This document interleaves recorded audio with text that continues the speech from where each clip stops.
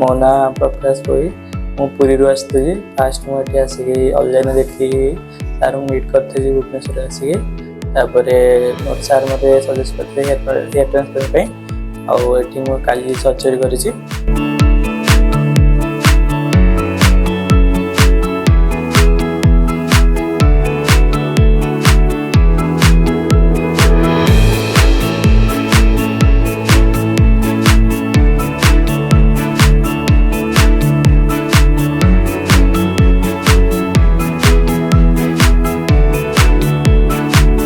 कल मोर बहुत बढ़िया सर्जरी आज आसी देखा वर्ष मुझे लोकान सर्जरी आप विजिट करूँ सार देखा करूँ और हेयर ट्रांसफर करूँ आल सार भल भल बुझे पारे।